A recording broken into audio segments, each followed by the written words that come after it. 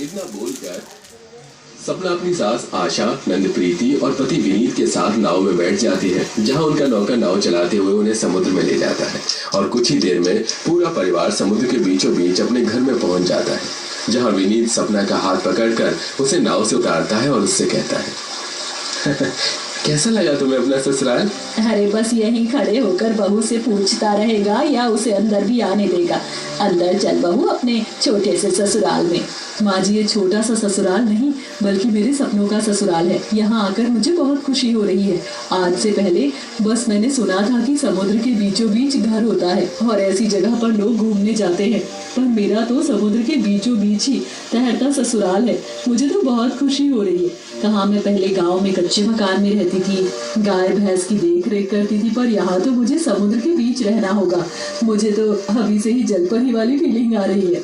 भाभी, ये सब तो बस शुरुआत है। अभी आप कुछ दिन और रहोगी तो धीरे धीरे आपको और मजा आएगा।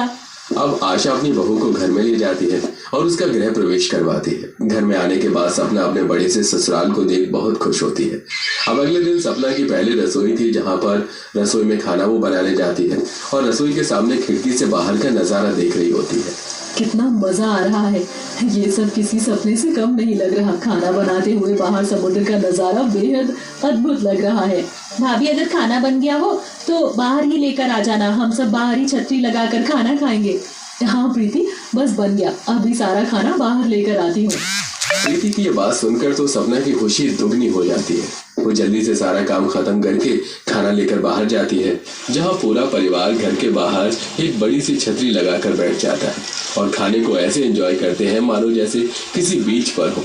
इसी तरह से समय गुजरता है और एक दिन, अरे सपना, तुम बालकनी पर खड़े होकर चाय पी रही हो और मैं तुम्हें कब से ढूंढ रहा हूँ। अच्छा सुनो, मैं कुछ दिनों के लिए काम के सिलसिले से बाहर जा रहा हूँ, अपना ख्याल रखना। हाँ विनीत जी, आप आराम से जाओ, मैं अपना ख्याल रखूंगी। सपना विनीत से बात कर ही रही होती है कि तभी वो एक डॉल्फिन को देखती है और डॉल्फिन को देखकर सपना विनीत से कहती है, विनीत, आपने देखा इस समुद्र में तो डॉल्फिन भी है। अरे सपना, ये सब तो अब हमारे लिए आम बात हो गई है और यहाँ सिर्फ डॉल्फिन ही नहीं, और भी कई तरह की सुंदर सुंदर मछलियाँ हैं। कभी मौका मिले तो समुद्र के किनारे बैठकर देखते रहना। हाँ? अच्छा, अभी मैं चलता हूँ। ससुराल में आकर इतनी सारी अच्छी चीज देखकर सपना का दिल खुशी से झूम रहा था, पर यह खुशी ज्यादा समय तक नहीं थी। ऐसे ही एक दिन सपना टीवी देख रही होती है और तभी अचानक से लाइट चली जाती है। माँ जी, देखिए ना जरा लाइट को। ये लाइट कैसे चलेगी? पूरा घर में अंधेरा हो गया है। अरे बहू, इस लाइट का तो ऐसे ही नाटक रहता है। अब पता नहीं यहाँ पर लाइट कब आएगी। भाभी, यहाँ पर अच्छी चीजों के साथ कई बार समस्या भी खड़ी हो जाती है, जिसका सामना करना पड़ता है, और उसमें से एक समस्या लाइट की भी है। यहाँ लाइट जाती है तो जल्दी आती नहीं। अरे आप सब बेकार ही चिंता कर रहे हैं। लाइट ही तो है, आ जाएगी। और अगर नहीं भी आई तो क्या हुआ, आज हम कैंडल लाइट डिनर कर लेंगे। इतना बोलकर सपना पूरे परिवार के साथ मोमबत्ती जलाकर खाना खाती है। अब इसी तरह से 2 दिन बीत जाते हैं, पर लाइट नहीं आती और धीरे धीरे अब उनके फोन की बैटरी भी डेड होने लगती है। और इसी बीच सपना का बहन का फोन आता है। अरे दीदी, कैसी जगह जाकर बस गई हो? पिछले 3 दिन से तुम्हें फोन मिला रही हूँ, आज जाकर मिला। अरे शोभा, तू तो जानती है मेरा अमीर ससुराल समुद्र के बीचों बीच तैरता है, और तुझे पता है यहाँ के समुद्र में डॉल्फिन भी है और बहुत ही सुंदर सुंदर रंग बिरंगी मछलियां भी हैं। मुझे तो यहाँ बहुत मजा आता है, पर शायद यहाँ नेटवर्क इशू है, इसलिए फोन नहीं लग रहा होगा। अब जो बोलना है जल्दी बोल, मेरा फोन बंद होने वाला है। अगर ऐसा है दीदी तो संभाल के रहना। अच्छी और सुंदर मछली के साथ समुद्री जानवर भी रहते हैं, जैसे मगरमच्छ और शार्क, इसीलिए ज्यादातर घर में ही रहना। शोभा आगे कुछ बोल पाती कि तभी फोन डिस्कनेक्ट हो जाता है और लाइट ना होने की वजह से दोबारा से अपना फोन चार्ज पर नहीं लगा पाती, पर उसके दिमाग में मगरमच्छ वाली बात रह जाती है।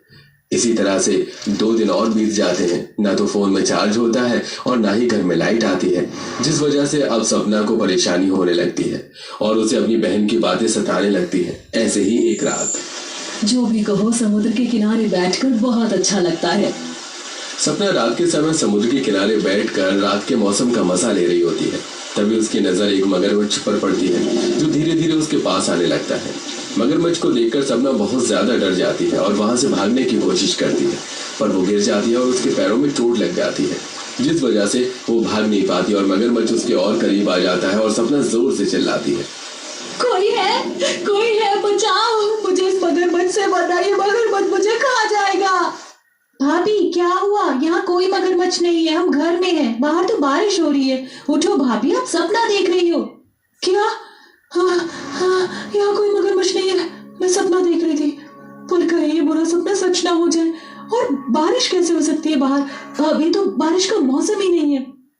बेमौसम बरसात है, थोड़ी देर में रुक जाएगी। पर माँ जी, 1 हफ्ते होने को है, अब तक लाइट नहीं आई है, फोन में बैटरी नहीं है कि हम किसी को फोन कर सके। बहू तू परेशान क्यों होती है? आ जाएगी लाइट, सो जा तू, हम है ना तेरे पास। सपना काफी डर गई थी, इसलिए उस रात वो सो नहीं पाई थी। ऐसे ही अगला दिन हुआ तो वो नहाने गई तो देखा पानी नहीं है, तो वो अपनी सास के पास गई जो समुद्र से बाल्टी भरकर पानी टब में डाल रही थी। माँ जी, ये आप क्या कर रही हो? पानी खत्म हो गया इसलिए समुद्र से पानी निकाल रही हूँ नहाने के लिए। आशा बाल्टी भरकर टब में निकाल रही थी, इतने में बाल्टी में पानी के साथ एक केकड़ा भी आ जाता है जो सपना को डंक मारकर जाता है और सपना वहीं बेहोश हो जाती है।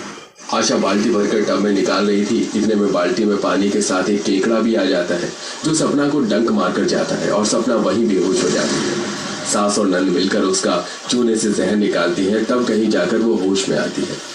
माँ जी, समुद्र के ऊपर रहना जितना सुंदर है उतना ही खतरनाक है। आप यहाँ कैसे रहते हैं? बहू, ऐसा होता नहीं है, पर अचानक से ये सब हो गया। लेकिन मैंने तेरा इलाज कर दिया है, तू ठीक है अब। माँ जी, अगर कुछ हो जाता तो आप मुझे कैसे समुद्र के बीच से लेकर जाते? अरे बहू, तू ज्यादा मत सोच, आराम कर। दिन ऐसे ही बीतते हैं और फिर एक दिन घर में खाने का सामान और पीने का पानी खत्म हो चुका है। माँ जी यहाँ आइए। क्या हुआ बहू, क्यों चिल्ला रही है? माँ जी देखिए, आटा चावल सारी सब्जियां और पीने का पानी सब खत्म हो गया।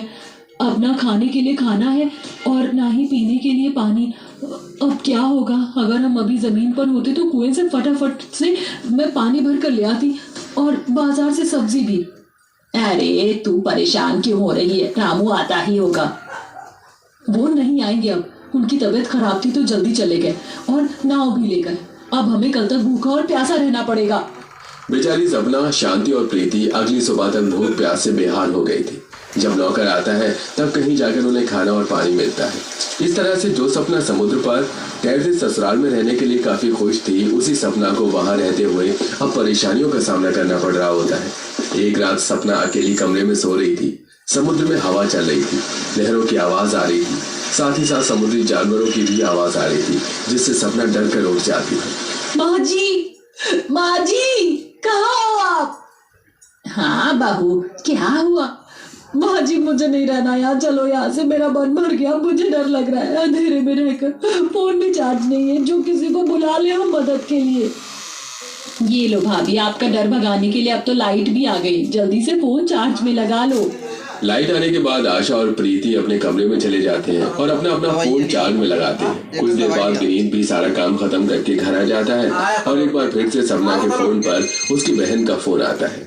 दीदी, तुम फोन कहाँ रखती हो? 1 हफ्ते से मिला रही हूँ। उस दिन भी जिस चीज के लिए मैंने फोन किया तुम्हें, मैं तुमसे वो बात ही नहीं कर पाई। कल मेरी शादी है, कब आओगी तुम? क्या? कल तेरी शादी है? चिंता मत कर मेरी बहन, मैं किसी भी हाल में आऊंगी।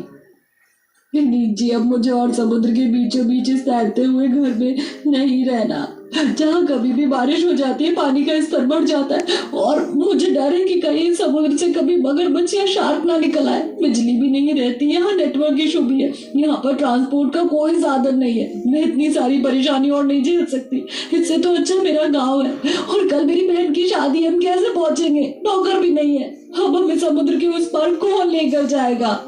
सपना, नौकर नहीं है तो क्या हुआ? मैं तो हूँ, मुझे भी नाव चलानी आती है।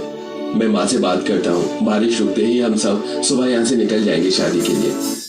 अब बिना कोई देरी करे सुबह होते ही विनीत अपनी पूरी फैमिली के साथ नाव में बैठता है और खुद नाव चलाकर समुद्र की दूसरी साइड पहुंचता है। पर गांव समुद्र से इतना दूर था कि उनके पहुंचते हुए रात हो जाती है और जब तक सपना अपनी बहन की शादी में पहुंचती है, वो देखती है कि शादी हो चुकी है और उसकी बहन की विदाई हो गई थी।